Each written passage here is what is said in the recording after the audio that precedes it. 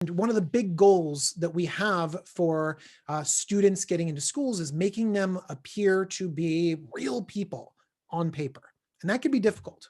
A lot of times students are test scores and numbers, but these activities, these things that they love, and the way that we get that information across, can make colleges really like students and want them to be a part of their community.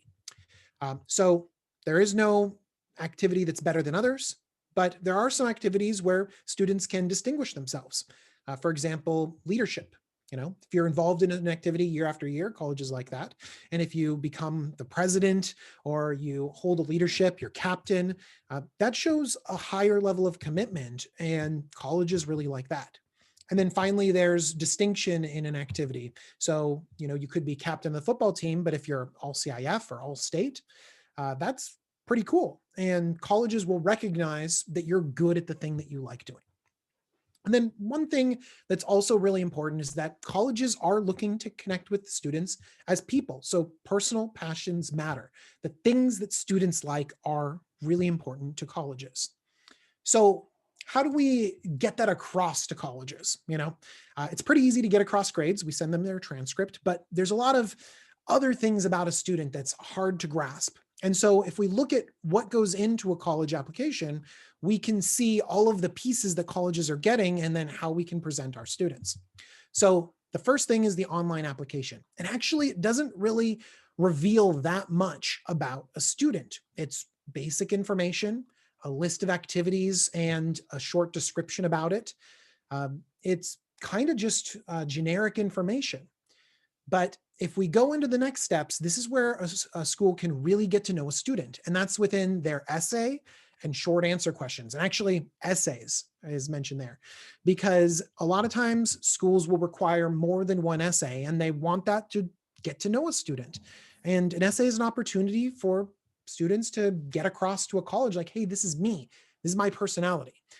And that's something that we train our students in the after-school workshops, in boot camps, in individual sessions, that we want their essays to reflect them and their personality. That's critical. Short answers are another way to get your personality across. Teacher recommendations give colleges a snapshot of how students do in the classroom. The counselor recommendation and school report provides context for everything a student's done in the 4 years of high school. So that's an important piece. Official transcript, that's the grades. Colleges value grades, so that's really important. And then official SAT or ACT scores, sometimes. We're going to talk about that in just 1 second. There are, of course, other things that could go into the application process. Some schools love interviews. Some schools don't do interviews. Some schools will value portfolios or certain performances. Some schools might put a heavy emphasis on how good you are as a tennis player as you're being recruited. But these are the basics of the college recruitment process. And so these are the things that we're going to focus on. So let's go ahead and talk about testing. Testing is a really, really tricky part of this year because honestly, COVID has changed the testing landscape completely. Okay. More schools are test optional than ever before. And we really need to be flexible and respond to changing requirements. And that's really true. It's even this year. Even this year, we had some schools saying that they're test optional, way back in the springtime. And then we had some schools even changing their policies, as their admission deadline is approaching. So colleges are all individual entities and they're not all on the same page. And so it can be really tricky. One thing that's good is that we're getting updates from all of the colleges and we're sending updates out to students and making sure that they're up to date as well. One other thing that's really important is that, your student safety is more important than these exams. I think that's something that we're going to hit on over and over again, because there are ways that students can take exams, but we want to make sure that they're doing it safely. And in some cases, going test optional could be better for a student than going out of their way and submitting an exam. So let's talk about the SAT and ACT timeline, and let's talk about the traditional timeline, and then we can talk about the COVID timeline. Usually we suggest that juniors plan on taking an exam in the spring. So we're usually here in front of you right now telling juniors to schedule their tests, get a study plan, get that testing done. There are tests in March, May, June, and August. Okay. Some of those might still be good. It could very easily have students taking tests in June and August. ACT, we have tests in February, April, June, and July. We tell students to start preparing 8 to 10 weeks prior to the test date. We tell them that they do need to prepare. It's important that they do some level of test prep that's good for them. That's going to be really important. But if we have other questions about test preparation, we can talk about that later. But one thing that's important is that there's nothing wrong with postponing the exam until senior year or looking at growing test optional programs. You know, we've worked around not having tests at all with this group of seniors. And so if the testing landscape is looking shaky for juniors or sophomores, we're willing to be flexible and figure it out and give you the most important information so that you can make the right decision. It goes back to safety being the most important thing. So there's some other components of testing, and that's subject tests.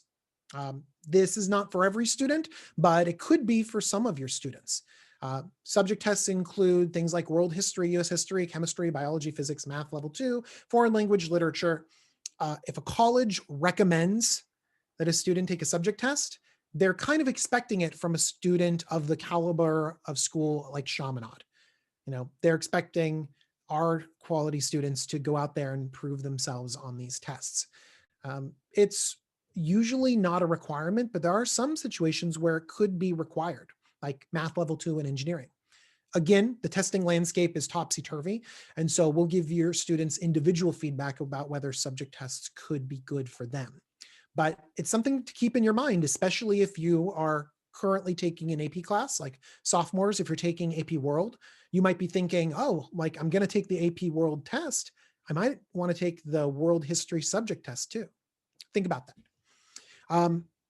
One other thing, we have practice tests and prep, because I did mention it is important to prepare for these exams. Sophomores, we have the pre-ACT, and that is scheduled tentatively for spring 2021. We have the tests, but we need to have everything safe and have everyone in a position where they can take those tests. Same thing goes for the juniors. We have the PSAT tests locked away in our offices and dates on the schedule for spring 2021. We just want to make sure that we're able to conduct them. If we can't, we'll find other ways to prepare, and we'll have other resources available. Some of those are already available to students as well. We have free resources on Shmoop, Khan Academy. We have resources on Chaminade Blackboard. If a student goes onto their Blackboard page, they can look at test prep, and they can immediately download diagnostics for both the SAT and ACT. You don't have to pay for anything. You just need a timer, a calculator, and the will to sit down and do a test for like 3 hours on a Saturday morning. When you do find out when you're testing and we have more information about the spring, then it's really important for students to create a study schedule, to have some idea in mind of how they're going to prepare for this test and when they're going to take it. But again, that's the unknown right now. And so we're just going to be hyper vigilant about that. Okay, let's talk about the next subject, which is finding the right school for you. So the most common ways for students to find schools is to have the school match their academics. It is the most important component that schools are looking for. It's probably the most important component that students are looking for. So it just makes sense to do your first filtering, your first searching by academics. So we urge students to create a list on academic standards and admissions. We tell them to get a wide variety of schools on their list, reach schools, target schools, safety schools. Target schools are schools where the student's academic profile falls within the middle 50% of students. So if a school out there says, we know the middle 50%, so there's 25% of our students that score above this GPA, 25% of our students that score below it, but the vast majority of our population gets this GPA right around in there. Well, if a student falls within that range, we see this as a target school. They are matching the GPA of the school that they're applying to.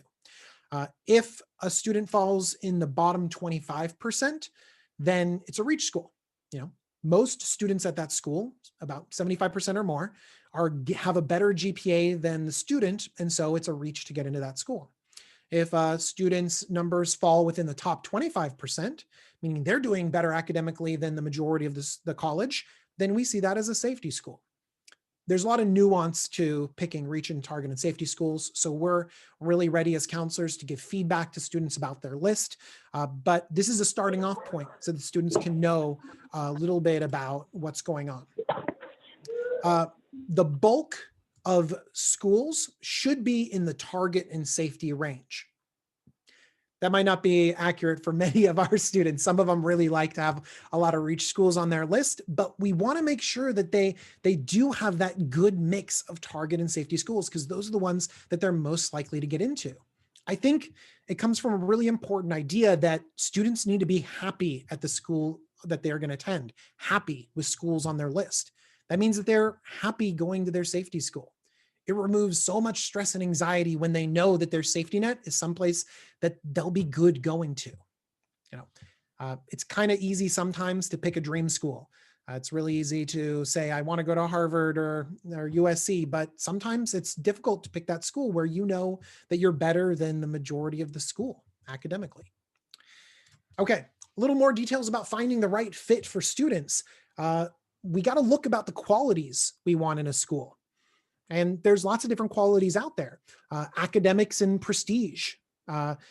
Sometimes we tone down the factor. We always say as counselors, it's not about the bumper sticker, but sometimes students really want that bumper sticker, that sweatshirt. And so recognizing that could be important, but hopefully there's a lot more underlying desire in that school, like majors and programs. Having this school be education centric and finding a place where students will be really happy. Location, that's usually a driving factor. School size and environment, that oftentimes has to do with public versus private schools. Facilities and amenities, student activities, things like Greek life, stuff like that could be really important. Sports, really important to a lot of students. Some students could be very focused on their career services, transitioning out of school, transitioning into a specific career. And some schools are better equipped to do that. And then finally, at the bottom, we have cost and financial aid. It's not the least important thing. It's a very important component, but we have a lot of tools for helping students navigate cost and financial aid. One thing you could do is have a financial aid or cost safety school, like a Cal State or a community college that's a good backup financially as well. Most importantly, we want students to find a place that fits them, because then they're more likely to be happy, and happy students statistically are far more successful. So how do students find this? Well, they do their research. Right now, I'm going to show you some things about research. We have Naviance, which I'm going to explain a little bit later. We have online research, like tons of virtual tours and stuff like that. And then this is a slide from last year, but I left it up. We have college visits. Look at that in-person college visit. But we actually had hundreds of college reps do virtual visits with Chaminade just like this, where students can get into a virtual room and talk to admissions officers about their schools. And many of them are conducting virtual visits right now, and we're really crossing our fingers to start getting real visits back again. But these are all different ways that students can get an idea of whether a school is right for them. So let's mention really fast Naviance, because it is a really critical component of the whole college process, and we talk to kids about it all the time. It's a computer program that organizes and facilitates the entire college application process. Counselors demonstrate in meetings and workshops. We use it all the time, and we're constantly, shoving students to use it. So it's important that they pay attention to it. There's a lot of tools in there, like a college search. There's surveys, there's a rep visit schedule, there's college scholarship searches, resume building tools. We upload documents there. Both students and parents have logins, and you can see college acceptance statistics. This is the thing that most students and parents really like. And I'll show you those scattergrams in just a second. This is what Naviance looks like to a student. They can just type in a college name and start learning information about schools, keeping their college list. And of course, there's other tools on there. Right here, we have a college, and it gives you some information about this. One thing that I look at over here is it reminds me that colleges and the information they put out there, they really are advertisements. And that's one thing to keep in mind for students. Like, look, this is for Pepperdine University. I think that's Machu Picchu, like in the picture right there. Like, that is not the typical college experience of a Pepperdine student is sitting in front of Machu Picchu. There, I went to Pepperdine. We never had a class in front of a lifeguard station down at the beach. Like, this is pure, this is pure advertising. And I think a lot of students are really familiar at deciphering advertising in some ways, but sometimes in a college environment, like, they can be taken by surprise. So just remember, in all these virtual tours and all these college pitches, they are trying to sell their school to you. Okay, let's take a look at the scattergrams. This scattergram is for Pepperdine. And what you can see here is historical data from Chaminade students and students that got in and did not get in to Pepperdine. So this becomes super relevant for making decisions about whether your student fits in academically. You can see that the average GPA is a 3.95 for an accepted student. So if you have around a 4.0, you're feeling like you're in the middle 50%. And so that feels like a target school for you.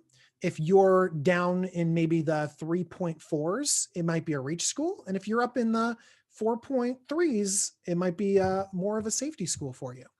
So, and again, these are rough estimates, but you can explore a lot of data about on these scattergrams. And again, it's about judging students in the context of your school. And these are Chaminade students and how they did in relation to this school. And we have data for thousands of schools. So that's a really useful tool that students love to use and we love to share with students. Other resources can be found on the counseling website. It's just on the Chaminade website. There's a bunch of links with a bunch of really important information. We even have some things like videos. These were a bunch of videos that we released for the seniors, but we did such a good job on them. We thought the sophomores and juniors might want to take a look at them too. So that's 10 different videos with all of our counselors going in depth about each one of these subjects. So if it's something that you like, we'll make sure to have these links available to you. And again, this is a resource that is on the college website, our counseling website. So finally, as we start rounding out this session, you got to think about what you should be doing right now. So one thing that's really important is that we're getting information out to students. Your juniors, hopefully they attended the junior workshop. It was about 2 weeks ago. And then coming up next week is the sophomore workshop. So sophomores, if you haven't signed up for a workshop date, sign up. We're going to be talking to you about a lot of different information. And then individual meetings.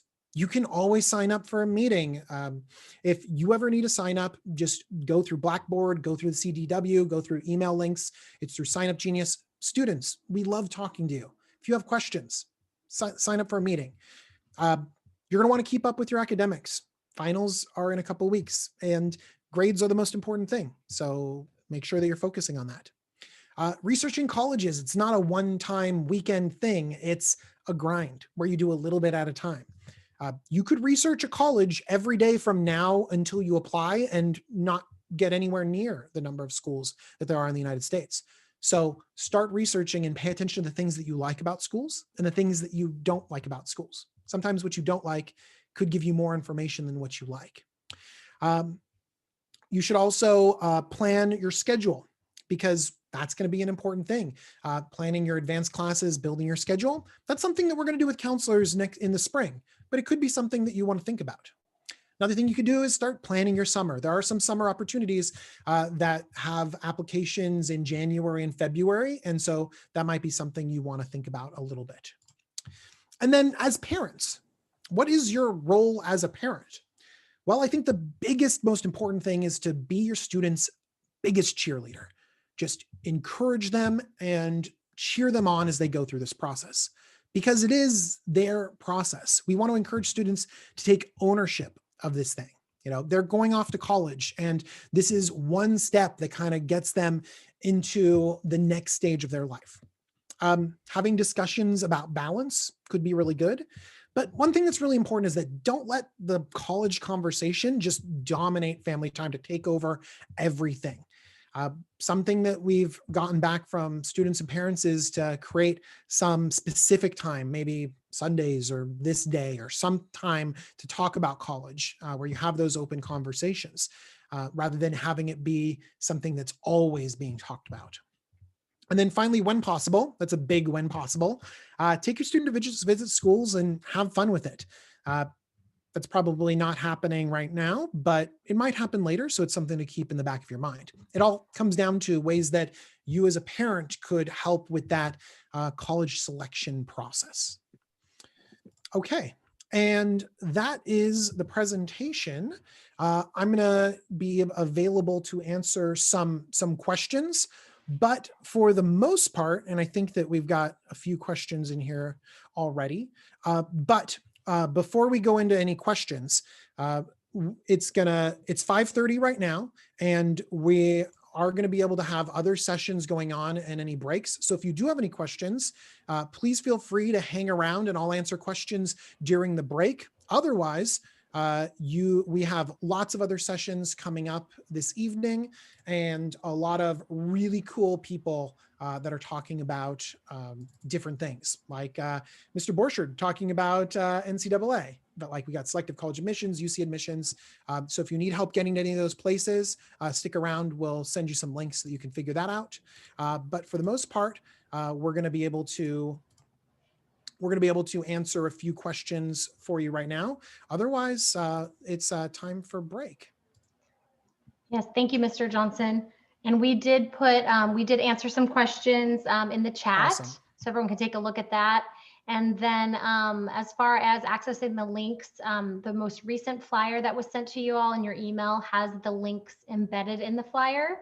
So take a look at those and you can choose any or all of the sessions. The next one begins at 5:45, and that is the selective admissions with Rick Diaz. Perfect. So that's the next thing. But in that 15 minutes, I'll stick around and answer some questions. So summer plans, applications, what sort of things or programs are you referring to? Honestly, they're just like clubs, there is no hierarchy with plans. So whatever a student wants to do, that's kind of the best thing for them. If they want to take classes, we suggest enrichment classes that really show that the student cares about education. There are certain programs, there's volunteering, there's work. Colleges love work. So find the thing that students like and then pursue those during summer. A school report. So the question then is, what is a school report? A school report is this big report that has a bunch of things in it that the counselor sends out. It has your student's transcript, the counselor letter of recommendation. It has information on their on Chaminade itself, on disciplinary records, on sort of ranking information, which we don't, GPA, all sorts of information, a school profile. Basically, it's this big packet all about your student and all about Chaminade together in one go. Good question about what are our office hours and email to make an individual appointment. So for students, we have a Sign Up Genius where they can just click and do the Sign Up Genius. We're going to have those in the CTW. So if you just want to wait one day, you can see it in the CTW. They're also available online and students can go through their Blackboard. Different counselors have different responsibilities. So our office hours are a little bit different, but for the most part, we're available during the school day when students get off from their classes. Where in the flyer are the other links? I can't find them. Do you know what we can do? We can post some links in the chat. I just put one in there. Oh my gosh, thank you. So that way we can, people can go directly from this session to other sessions. Thank you, Laura, who's already answered my question about the thing. Selective college admissions, the title of the next one. Selective college admissions are admissions where the admit rate is less than 50%. So it's actually a small minority of schools, but the majority of our Chaminade students are really, really focused on colleges that have really selective admissions. So that's something that we found students and parents really want a lot of feedback from. And it's really important to know the differences between these hyper competitive colleges and the average college. Okay. If our student intends to take the SAT in March, when do we need to sign them up? So that's a really good question, because I've had feedback from parents saying that signups have been weird and crazy. And sometimes they've had a difficult time getting the exact dates and test centers that they've wanted. So if you have something in mind, I would say sign up as soon as possible. That way you get the testing center you want. It puts more stress on a student if they go and sign up in March, and then the school that they have to take it at is 30 miles away. And so they're trying to go to some random place really far away. So if you know your date and you're hoping for March, then I would say sign up as soon as possible. And then start making a study plan. And then we will all cross our fingers that everything is great and safe for those March dates. Where's the test prep? In the Chaminade Blackboard. I think that there's, on the left-hand side, there's a tab that says test prep. Laura, is that correct? Kaylee knows. She No, put it the there. left side, the left Sorry, I was side muted. in the tab, it's the college information tab. And then there's a folder called standardized testing resources and information. Cool. Standardized testing resources and Just information. go to the college information section and you'll see a bunch of helpful folders that'll lead you exactly where you want to go. So another question, is the school GPA weighted? Yes, on our transcript, we give colleges a weighted GPA. On our transcript, we list the weighted and unweighted GPA. One reason why we talk about grades a little bit more than GPA is that every college does stuff to your GPA. They take your grades and they manipulate it in some way, and then they get their own internal GPA. So they're dealing with apples and apples from students across different schools rather than apples and oranges. So the most common thing that colleges will do is they'll take out our religion classes. They're like, we're glad you go to Chaminade. We're glad it's a part of your curriculum, but we're not going to have those in the GPA. You know, so that's just one thing that some colleges do that could manipulate the GPA a little bit. Do international students have the same academics requirements in others? That's a really good question. No, international students are very different, and you can talk to your counselor individually about that, because that's a pretty large, it's a large conversation to have. So that's going to be really important.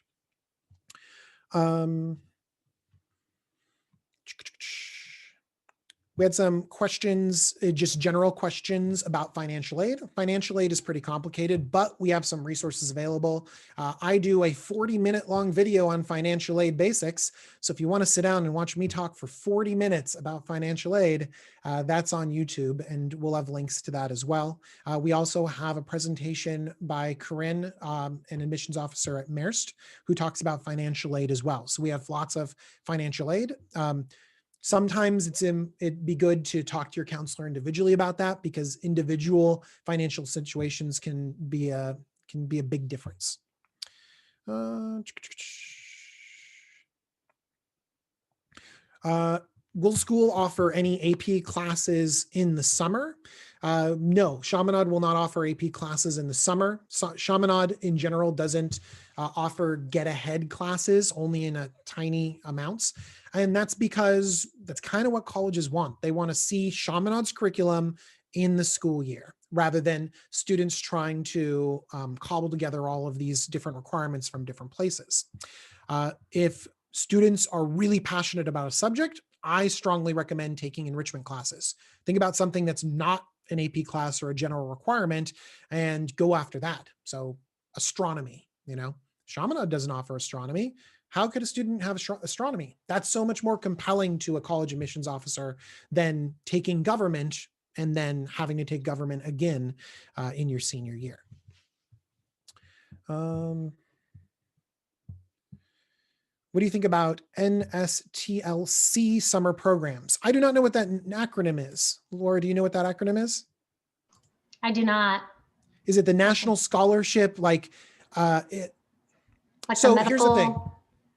I know about the medical one. So yeah. There are a lot of summer programs associated with universities. And almost every single university has some summer program. Just because the university is prestigious doesn't mean that the program is prestigious. A lot of times these programs are all the same. The thing that's a little bit predatory is that there's some programs that go out there and make you think that they're really, really prestigious, and they're not. Doesn't mean they're Or- not cool programs. Yeah, they also think, or they also put out the message there that if you take this program that's located at Stanford or Brown, then that's going to give you an edge in the admission process. And that is not the case. Not true at all. They never say that it does, but they allude to it. It's like, get Mhm. on Stanford's radar, something like that. And so just be aware of those things. And it doesn't mean that they're bad programs. I've had feedback from students that say, I love it. You know, I got to meet a bunch of students that care about this, are passionate about this subject from all around the country. And we got together and they're cool speakers. But again, it's not the prestigious thing that they're making it out to be. It's just a cool program, you know. And if there is a prestigious program out there, most of those will offer you scholarships and not charge you money. So if they're charging you a lot of money, then it's not really as a prestigious a program as you would think. PSAT in January. PSAT, we're looking at the numbers and we're seeing if we can run it. We have the test and we're trying to be as flexible as possible. And the College Board wants the test to run too. So it might be in January, it might switch. We're being flexible. That's the name of the game. Yeah. Is there a list of colleges that have selective admissions? That's a really good question. You can do college searches and sort by admission percentage. I think that the list that would give you the way that you could do that the most accurately is just go to US News and World College Rankings. I don't like rankings. I don't think any college counselor likes rankings, but in general, that ranking list will follow the selective admissions kind of thing. So that could theoretically give you that list you're looking for, even though rankings themselves are very, they're suspect. And there's not like a number 1 through number 10. There's kind of like lots of good schools and, you know, different schools for different people. We got a few minutes before the next session starts. Let's see here. The sign up for the sophomore workshop was emailed to them and you have a link. Look at that. Sophomores can sign up there, sign up genius. Enrichment programs. So the easiest way to find enrichment programs would probably be through community colleges because they're cheap and they're nearby. So they're either local or they're easily available online. Okay. Now that might not be everything that a student is looking for, but like I said, literally every single college in the United States has a summer program running on there. So you can look for it by school. You can also do for search terms like engineering summer program. And there's some really, really cool specialized programs. Usually the specialized programs, the flashy ones, cost a lot of money. Community college that gives you some enrichment classes costs very, very little. Actually, in some cases, it's free for high school students. People looking into medical programs. If you're looking into medical programs for summer enrichment, I don't have anything specific, but again, there would be a lot of different things online. Students love getting into the idea of medicine, and it's something that can't easily be done through school. In fact, when they go to college, they're going to be a bio major. They're not going to be in the hospital doing stuff. So there are a lot of programs that want to find those students' interests and sort of supplement that, make them excited about it.